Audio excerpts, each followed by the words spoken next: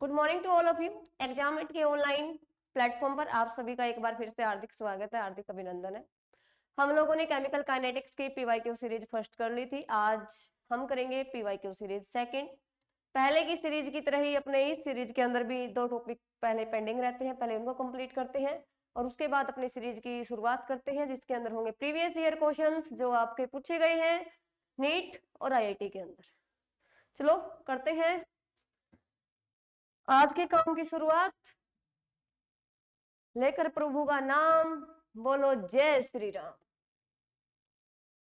सबसे पहले तो कौन से टॉपिक थे जो अपने पेंडिंग रहते हैं वो करते हैं। सबसे पहला टॉपिक अपना जो पेंडिंग रहता था, हमने लास्ट लेक्चर के अंदर जिसके अंदर हमने की थी आर्हेनियस थ्योरी, उसका मैथमेटिकल डेरिवेशन, ग्राफिकल रिप्रेजेंटेशन और एक इक्वेशन डिराइव की थी जिसकी हेल्प से हम लोग न्यूमेरिकल करेंगे आज। उसके बाद एक थ्योरी आती है बेटा और उस थ्योरी का नेम है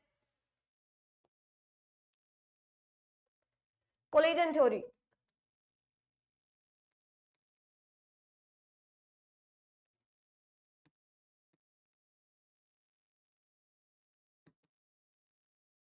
कोलिजन थ्योरी क्या बोलती है? मान लो ये रिएक्टेंट है और ये प्रोडक्ट के अंदर कन्वर्ट हो रहे हैं। कोलिजन थ्योरी ने ये स्टेटमेंट दी कि रिएक्टेंट को प्रोडक्ट के अंदर कन्वर्ट होने के लिए एक दूसरे के साथ कोलाइड करना पड़ेगा, इसलिए इस थ्योरी का नाम पड़ा कोलिजन थ्योरी। यानी कि जो रिएक्टेंट ए और बी है, ये मान लो ए है और ये बी है, ये एक दूसरे के साथ पहले कोलिजन करेंगे, उसके बाद ये प्रोडक्ट के अंदर कन्वर्ट होंगे। यानी कि जो इनका ये कोलिजन है वो डिसाइड करेगा, टकराव डिसाइड करेगा कि प्रोडक्ट के अंदर कन्वर्ट होंगे या प्रोडक्ट के अंदर कन्वर्ट नहीं होंगे। तो इसी को डिफाइन करने के लिए कोलिजन थ्योरी आई थी और इसने ये बोला था कि ये ए है और ये बी है, ये प्रोडक्ट है अपना, कि जो रेट होगा किसी भी केमिकल रिएक्शन का, rate is equal to Z A B into में ई की पावर माइनस ए बाय में आर टी। ये एक्सप्रेशन जो था ये कोलिजन थ्योरी के अकॉर्डिंग था बेटा।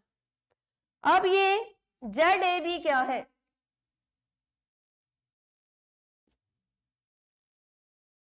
Z A B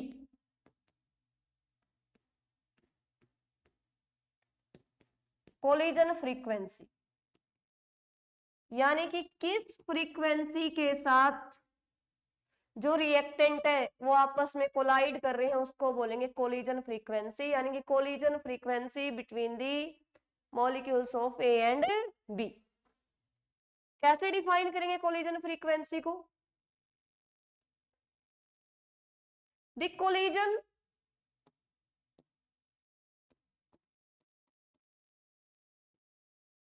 which occur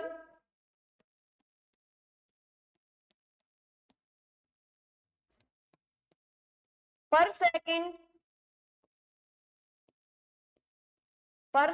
in per unit volume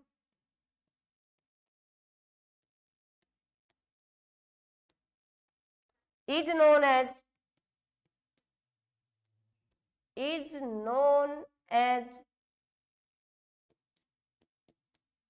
collision frequency. यानी कि एक सेकंड के अंदर एक यूनिट वॉल्यूम के अंदर कितने कोलिजन हुए उनको हम बोलेंगे कोलिजन फ्रीक्वेंसी। ये क्या है? Activation energy, activation energy.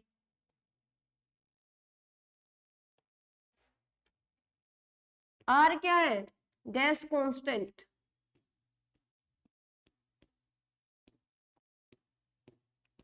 और टी क्या है बेटा अपना? टेम्परेचर। आ गई बात समझ में? ये थी कोलिजन थ्योरी। बिल्कुल छोटी सी है, 1-2 नंबर में डेफिनेशन आ सकती है कि कोलिजन थ्योरी क्या है।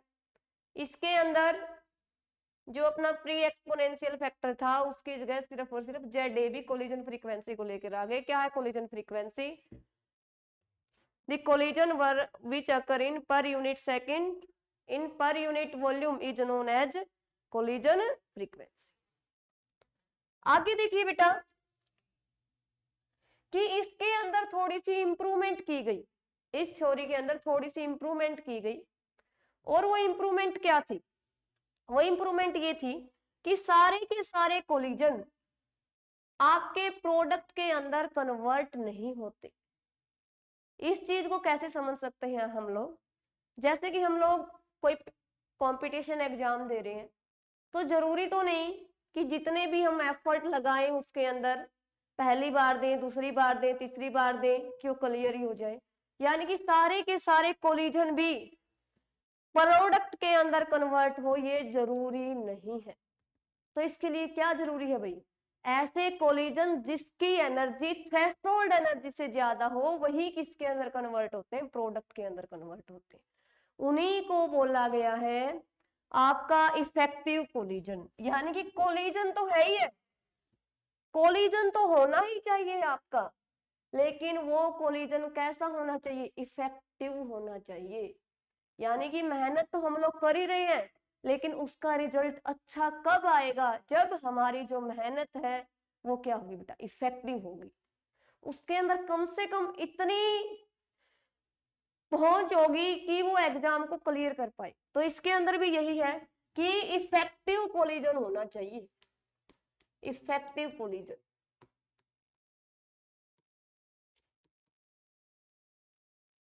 अगर इफेक्टिव कोलिजन होगा रिएक्टेंट के बीच में, वही किसके अंदर कन्वर्ट होंगे? प्रोडक्ट के अंदर कन्वर्ट होंगे। तो इफेक्टिव कोलिजन को डिनोट किया गया एक लेटर जिसका नाम है पी, और इस पी का नेम रखा गया प्रोबेबिलिटी फैक्टर, प्रोबेबिलिटी फैक्टर या फिर स्टीयरिक फैक्टर, ये इसके नेम है। और क्या चेंज आया आ रही इसके अंदर? कोलिजन थ्योरी के अंदर, कोलिजन थ्योरी के अंदर चेंज आया बेटा कि जो रेट है वो किसके इक्वल हो गया? P इंटू में जेड ए बी ई की पावर माइनस के ये डिवाइडेड बाय आर टी। आगे बात समझ में? ये बन गई अब अपनी कोलिजन थ्योरी की नई स्टेटमेंट। यानी कि कोलिजन तो है ही है, उसके साथ में इफेक्टिव भी है। इसको एक एग्जांपल से कैसे समझेंगे कि कोलिजन इफेक्टिव होनी चाहिए? कोलिजन इफेक्टिव के लिए पहली बात तो यही होगी कि उनकी जो एनर्जी है वो थ्रेशोल्ड एनर्जी के इक्वल होनी चाहिए। इससे पिछले वाली वीडियो में बताया था कि जो थ्रेशोल्ड एनर्जी है आपकी वो क्या है? ठीक है, मिनिमम एनर्जी है किसी भी रिएक्टेंट को प्रोडक्ट के अंदर कन्वर्ट होने के लिए। एग्जाम्पल से देखते हैं ओरिएंटेशन फैक्टर को।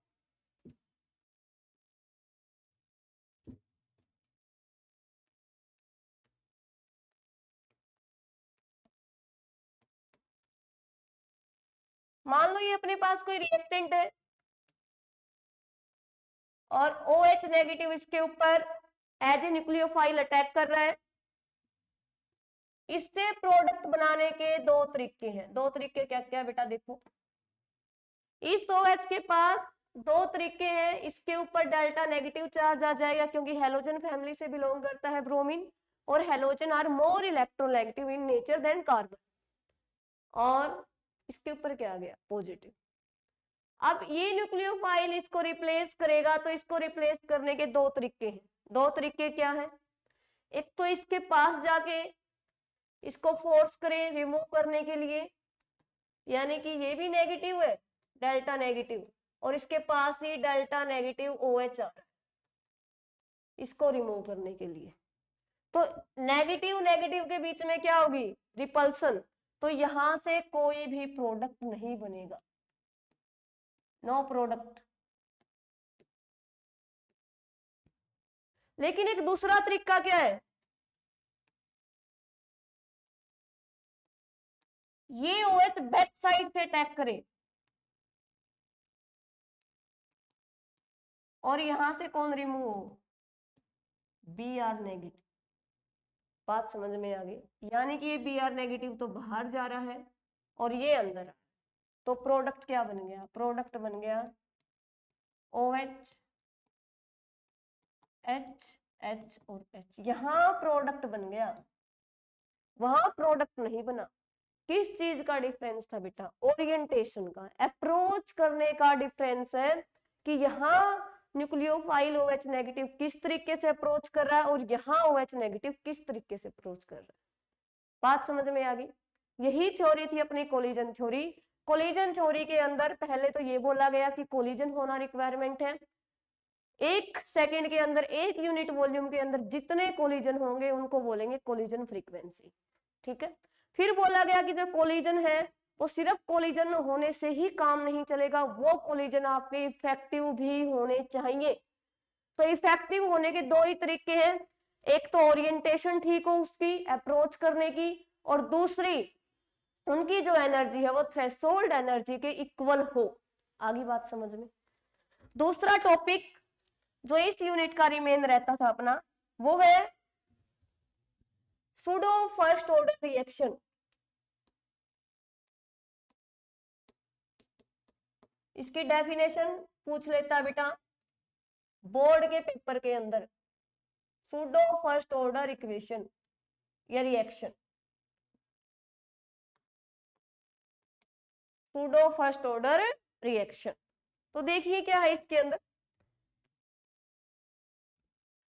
पहले तो इसके अंदर पी साइलेंट है भाई, इसको सूडो इसलिए बोलते हैं, और सूडो का मतलब होता है फेक, ठीक है।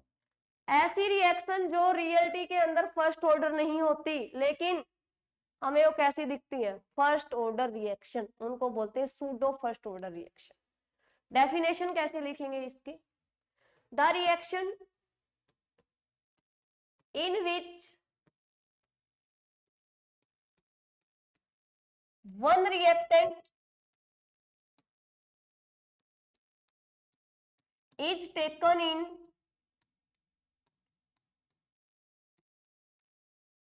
excess amount, excess की जगह लार्ज वर्ड भी लिख सकते हो, large amount is known as pseudo first order reaction, ठीक है। एग्जाम्पल देखिए, मान लो अपने पास सुक्रोज है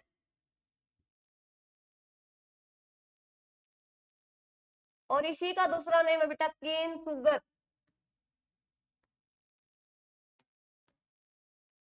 जो गन्ने के अंदर शुगर होती है उसको बोला जाता है सुक्रोज यानी केन शुगर, और जिसका फॉर्मूला क्या होता है C12H22O11, ठीक है, C12H22O11, और इसको कैसे जब हम डिजोल्व करेंगे वाटर के अंदर,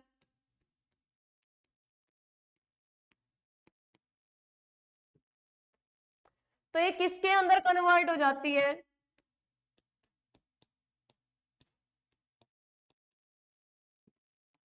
C6H12O6। दो चीजें बनती है अपनी, ग्लूकोज और फ्रुक्टोज, ग्लूकोज है और ये फ्रुक्टोज, इसके अंदर जो वाटर है, ये वाटर ये हमने एक्सेस अमाउंट में ले रखा है और ये कम अमाउंट में, तो इसके अंदर जो चेंज आया वो ज्यादा चेंज नहीं आया, इसलिए रेट जो है वो किसके ऊपर डिपेंड करता है, ओनली ऑन सुक्रोज। तो इसका अगर रेट लिखेंगे तो क्या लिखेंगे, rate is equal to rate constant के इनटू में कंसंट्रेशन ऑफ C12H22O11। बात समझ में आ गई। इसका दूसरा एग्जांपल देखिए,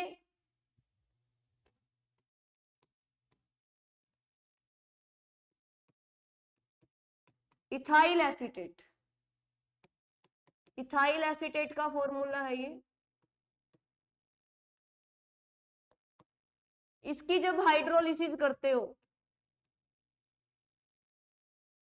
हाइड्रोलिसिस का मतलब वाटर की प्रेजेंस में रिएक्शन, तो ये किसके अंदर कन्वर्ट हो जाता है, ethanoic acid plus ethanol. Ester है भाई, एस्टर की हाइड्रोलिसिस करोगे तो एसिटिक एसिड बनेगा और इथेनॉल बनेगी, यानी कि एक तो आपका एसिड बनता है, एक बनती है अल्कोहल। तो यहां पर जो वाटर लिया है वो एक्सेस अमाउंट में है। इसको कैसे समझेंगे, इसको ऐसे समझ सकते हैं हम लोग कि मान लो ये हमने ले लिया 0.1 मोल और ये ले लिया 10 मोल,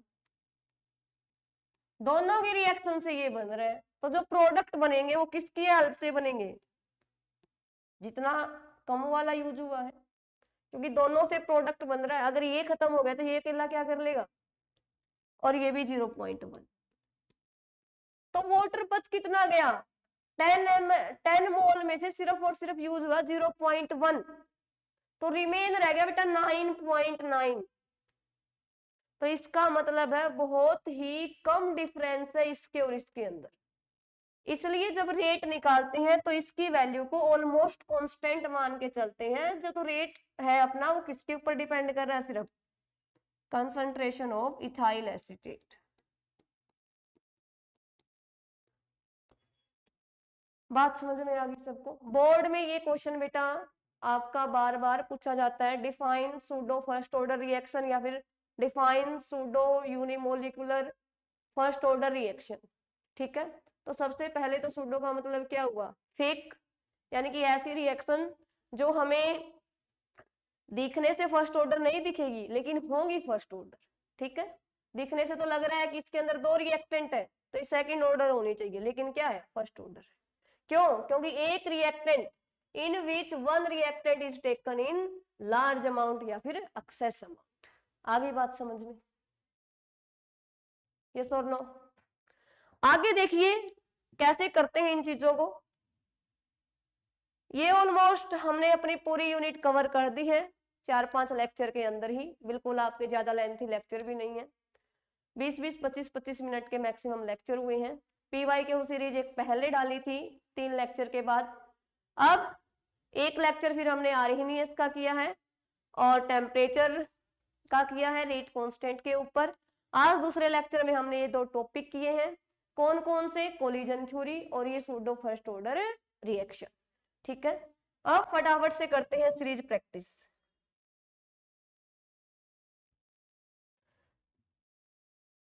सीरीज प्रैक्टिस देखिए, सेकंड यूनिट सेकंड सीरीज है ये।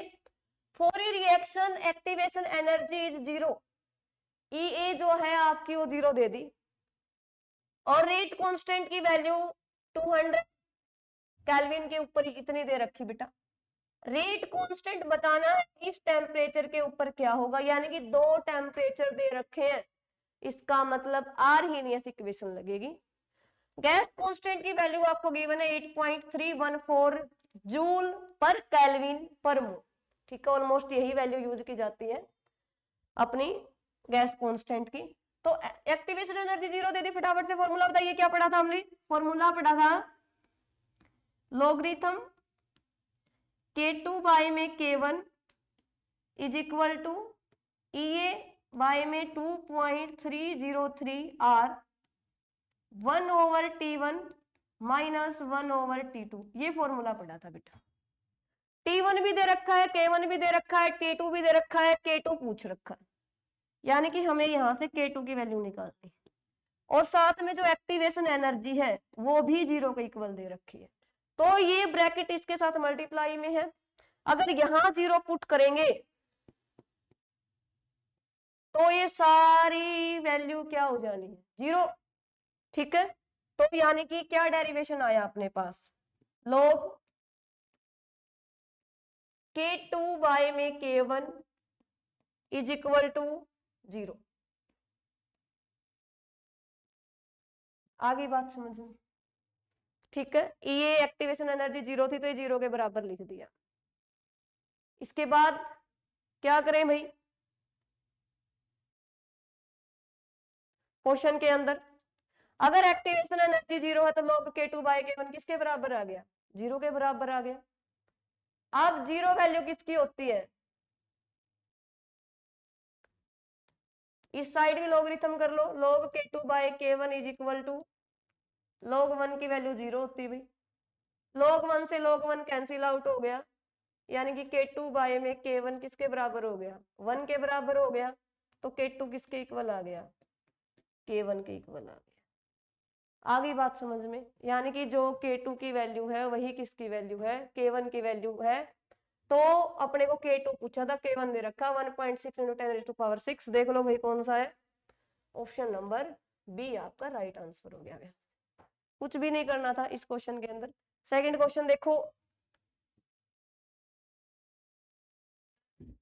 What is the activation energy? इसके अंदर एक्टिवेशन एनर्जी पूछ ली भाई, किलो जूल में पूछी है। For a reaction if it's rate constant double, rate constant double हो जाता है जब टेम्परेचर को रेज करते हो 300 से 400 केल्विन। दो टेम्परेचर आ गए, आरएनएस इक्वेशन लगेगी, लगा दो। लॉगरिथम k2 बाय में k1 is equal to EA by में 2.303 r T2 माइनस के T1 divided by T1 into में T2। ये बोल रहा कि रेट कांस्टेंट डबल हो जाता है, यानी कि अगर पहले k था तो बाद में क्या हो गया? 2k। अगर पहले k1 है तो बाद में क्या हो गया? 2k1। तो रख दो इसके अंदर लॉगरिथम 2k1 डिवाइडेड बाय में k1 इज इक्वल टू, ये अपने को निकालनी है 2.303 r। T2 क्या है? 400, T1 क्या है? 300 केल्विन। नीचे दोनों की मल्टीप्लाई, k1 से k1 कैंसिल, लॉगरिथम 2 की वैल्यू 0.3 और साथ में ले आओ भाई इस साइड, और क्या आएगा? 303 r इंटू में 300 इंटू में 400 divided by 100 is equal to किसकी वैल्यू आ जाएगी? एक्टिवेशन एनर्जी की वैल्यू आ जाएगी। यहाँ आगे बात समझ में? ठीक है, ये जूल के अंदर है, आंसर किलो जूल के अंदर पूछा है, तो जो भी आंसर यहाँ से आए उसको 1000 से भाग कर देना, आपका आंसर आ जाएगा यहाँ से। ठीक है, कैलकुलेशन अपने आप कर लेना। नेक्स्ट क्वेश्चन क्या है भाई? द आएगा यहाँ पे। Temperature dependence of A reaction is represented by the RNS equation. ठीक है, आरएनएस इक्वेशन की ग्राफिकल रिप्रेजेंटेशन है। और which among the following is wrong conclusion about the given plot? इस प्लॉट के बारे में इनमें से कौन सा फैक्टर है वो क्या है बेटा? रॉन्ग पूछा है, और जो रॉन्ग होगा वही अपना सही आंसर होगा। ठीक है, गलत पूछा है तो इसलिए जो गलत होगा वो सही होगा। तो इंटरसेप्ट ln है, बिल्कुल ln है भाई। ठीक है, ये तो सही बात है। स्लोप क्या है? माइनस के ये बाय आर, क्योंकि 1/t के साथ तो एक्स एक्सिस पे है। Slope is equal to minus ये बाय आर टी। ओ भाई साहब, साथ में टी भी दे दिया, आगे बढ़ने की जरूरत ही नहीं बेटा। ऑप्शन आपका गलत हो गया। बात समझ में आ गई? यस और नो? आगे देखिए नेक्स्ट क्वेश्चन। एक्टिवेशन एनर्जी सभी के सभी प्रीवियस ईयर बेटा, और K1 K2 of a chemical reaction at two different temperature T1 T2 are related by. सीधा फॉर्मूला पूछ लिया कि क्या फॉर्मूला बनेगा, तो ln K2 by K1 K2 by K1 सब में सेम है भाई।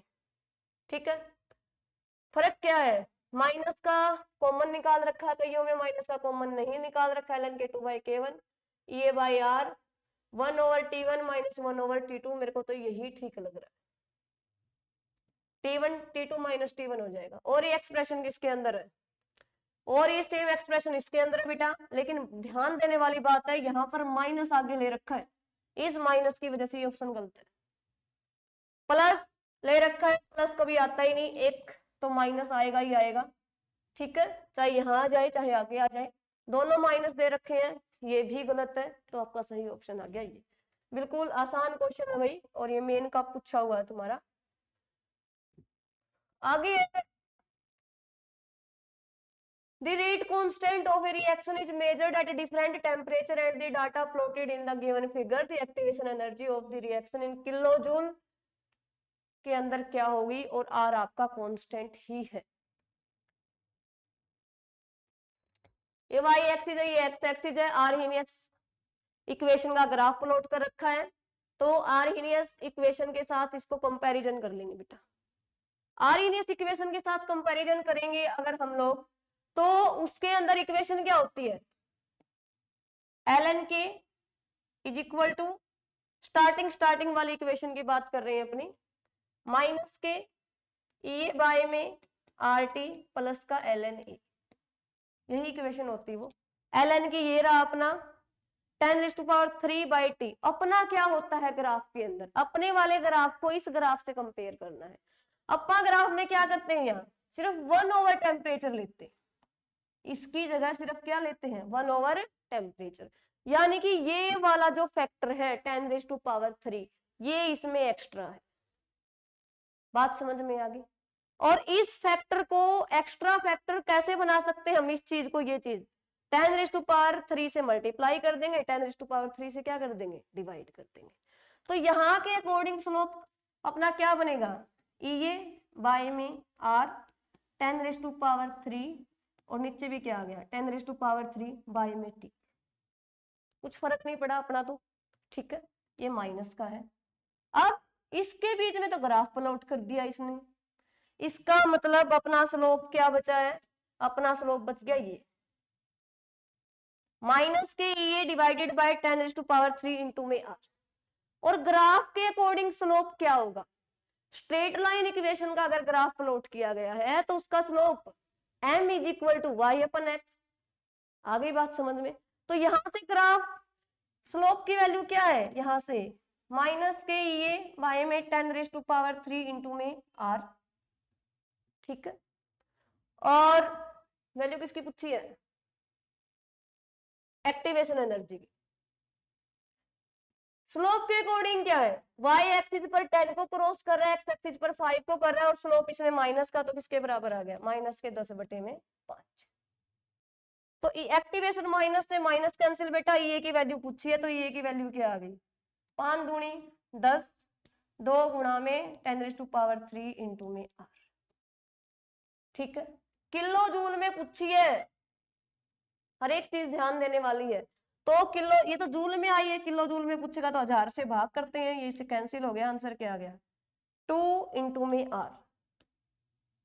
और देखो 2 डिवाइड में r भी दे रखा और 2 इंटू में r भी दे रखा, तो आंसर क्या होगा 2 इंटू में r। बात समझ में आ गई। आगे देखिए,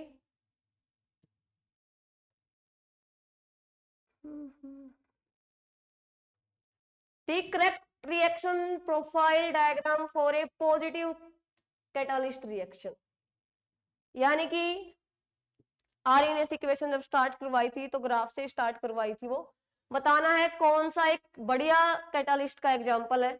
तो कैटालिस्ट क्या करता है, एक्टिवेशन एनर्जी को कम करता है, ठीक है।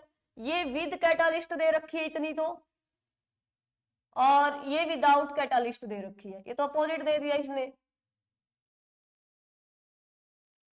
विद कैटालिस्ट अपोजिट दे रखा है इसमें, तो इसमें क्या दे रखा है, विद कैटालिस्ट ये है, विदाउट कैटालिस्ट आपकी ये है। और इसके अंदर क्या है, विद कैटालिस्ट कम दे रखी है, विदाउट कैटालिस्ट ज्यादा दे रखी है, ये भी ठीक है। तो सही ऑप्शन क्या हुआ भाई, विदाउट कैटालिस्ट एक्टिवेशन एनर्जी कम हो जाती है और ये ज्यादा है ये कम है, तो आपका राइट आंसर क्या होगा, ऑप्शन नंबर 2, ठीक है। बिल्कुल आसान क्वेश्चन है भाई। आगे क्या है, ये क्वेश्चन नया आ गया भाई तुम्हारे लिए, अभी रिसेंटली क्वेश्चन है। एक रिएक्शन दे रखी है, बहुत सारे स्टेप में हो रही है, step first, step second, step third, और बताना है इसके अंदर इंटरमीडिएट कितने बने हैं, एक्टिवेटेड कॉम्प्लेक्स कितने बने हैं, और रेट डिटरमाइनिंग स्टेप इसमें से कौन सा है, ये ऑप्शन आपने बताना है। ठीक है, तो इंटरमीडिएट आपके क्या होते हैं, जो रिएक्शन के बीच में बनते हैं। ठीक है, एक्टिवेटेड, कॉम्प्लेक्स और rate determining step. Rate determining step कौन सा होता है, स्लो स्टेप। अब एक बात ध्यान देने वाली है, जो स्टेप स्लो होगा, स्लो स्टेप होगा जो, वो स्टेप आपका जल्दी होगा या फिर थोड़ा लेट होगा। एक प्रोसेस फास्ट हो रही है, एक स्लो हो रही है, तो ज्यादा टाइम कौन सी लेगी, जो स्लो वाली है। और वही रेट डिटरमाइनिंग स्टेप होता है। स्लो स्टेप कौन सा होगा, जिसके अंदर एनर्जी ज्यादा लग रही होगी, क्योंकि उसको ज्यादा आपकी एनर्जी की रिक्वायरमेंट होती है, वो स्लो स्लो होता है। तो इसमें से स्लो स्टेप कौन सा है, second. Second step slow step है भाई। तो ये दो ऑप्शन तो गए तुम्हारे। आगे बात समझ में, बात रहेगी इनमें। इंटरमीडिएट कितने हैं, 1 2 3, 3 इंटरमीडिएट है, तो ऑप्शन नंबर से फर्स्ट हो गया अपना राइट आंसर।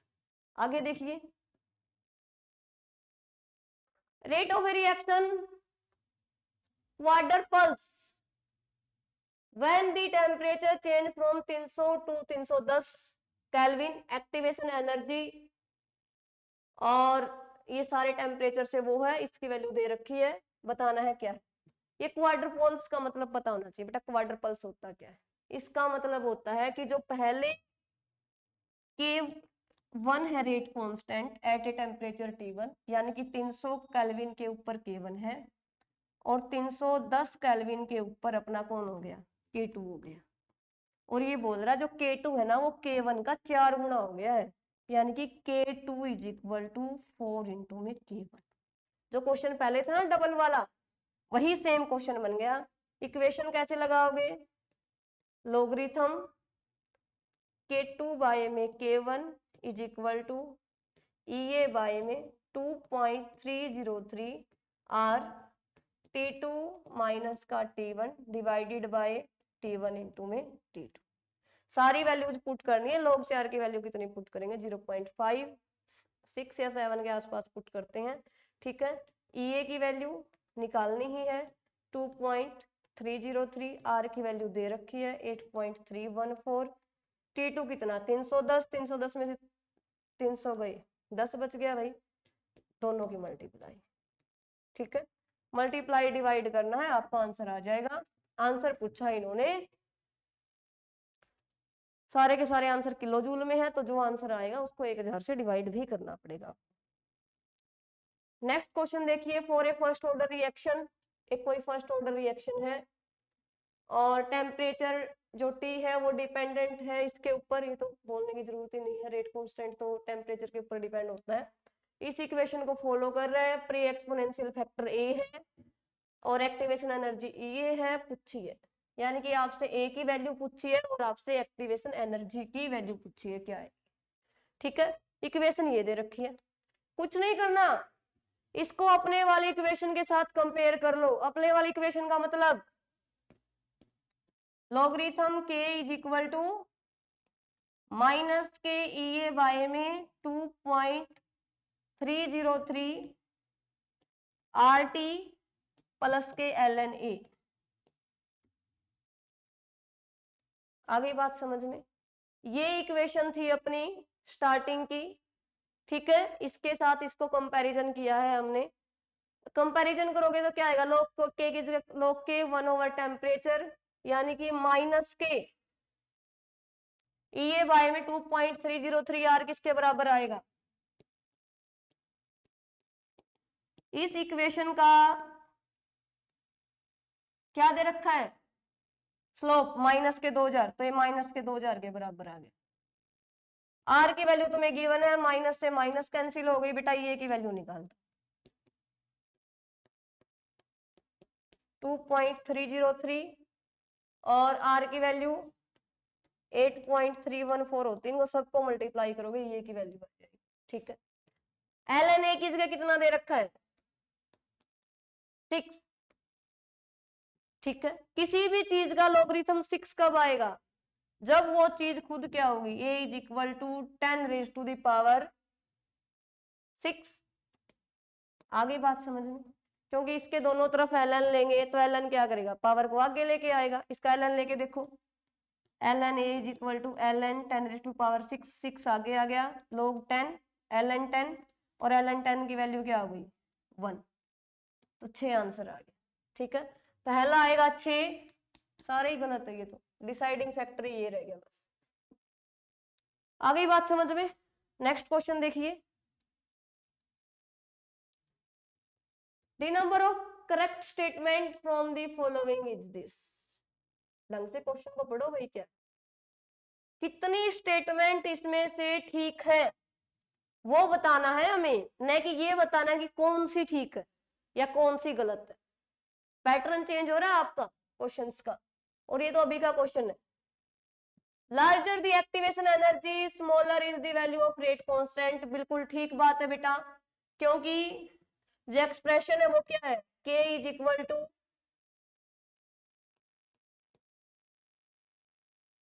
a इंटू में e की पावर माइनस ए बाय में R T. Larger the activation energy, activation energy जितनी ज्यादा होगी जो के रेट कांस्टेंट अपना उतना ही कम होगा, बिल्कुल ठीक बात है। क्यों, क्योंकि इसके आगे माइनस का साइन है बेटा। ठीक है ये डायरेक्टली प्रोपोर्शनल ये के, लेकिन माइनस के साइन की वजह से इनवर्स हो गया। Higher the activation energy higher is the value of the temperature coefficient, यानी जो टेम्परेचर कोफिशिएंट है वो एक्टिवेशन एनर्जी के ऊपर डिपेंड करता है। सही बात है ये भी। At lower temperature increase in temperature causes more change in value of K than at higher temperature. Fourth statement पढ़ो, a plot of ln K versus 1/t is a straight line with slope minus K ये bye में are, ये भी बात ठीक है भाई।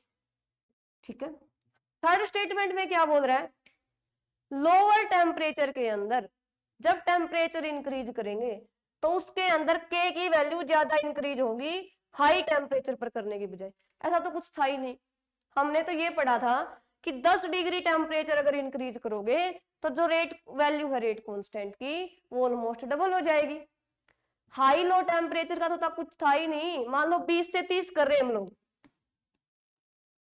20 kelvin से 30 केल्विन कर रहे हैं, तब भी 10 का डिफरेंस आ रहा है आपका, या फिर सेल्सियस में ले लो इसको, तब भी डबल होगा, या फिर 200 से 300 कर रहे हो तब भी क्या होगा, डबल होगा।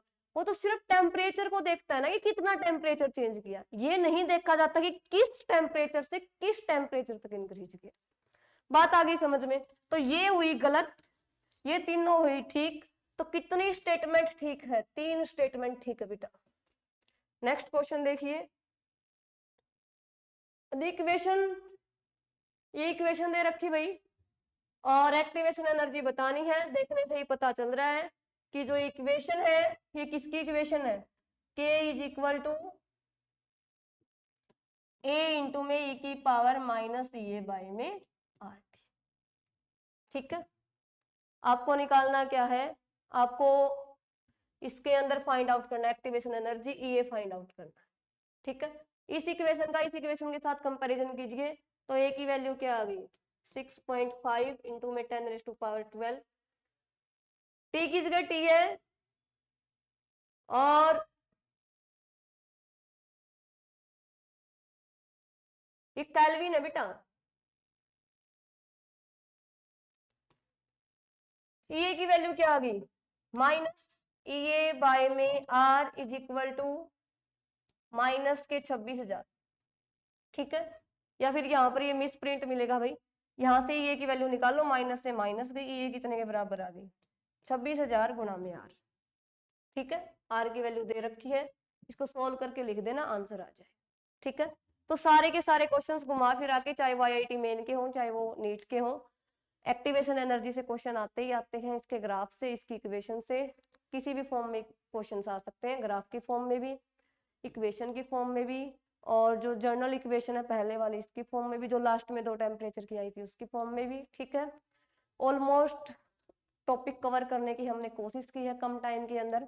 ठीक है, आगे जो नेक्स्ट यूनिट स्टार्ट करेंगे हम लोग 12th की, वो यूनिट होगी दैट इज कोऑर्डिनेशन कंपाउंड, ठीक है, कोऑर्डिनेशन कंपाउंड।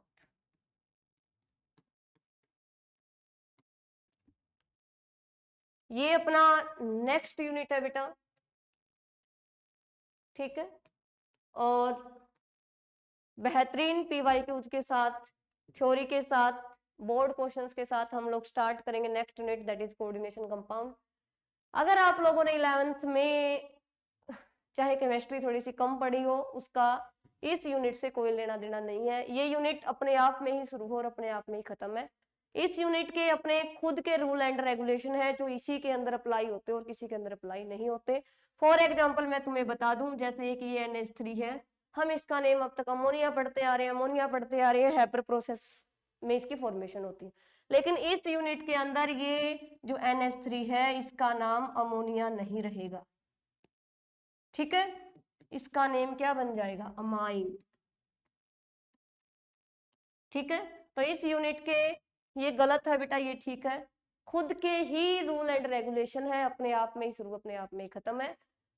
तो करेंगे इसकी कल से शुरुआत, तब के लिए जय हिंद जय भारत। आप इससे केमिकल काइनेटिक्स के क्वेश्चंस, अगर आपके पास कोई बुक है तो उससे भी प्रैक्टिस कर सकते हैं। पढ़ते रहिए, मुस्कुराते रहिए, मेहनत के साथ, ईमानदारी के साथ। जय हिंद जय भारत।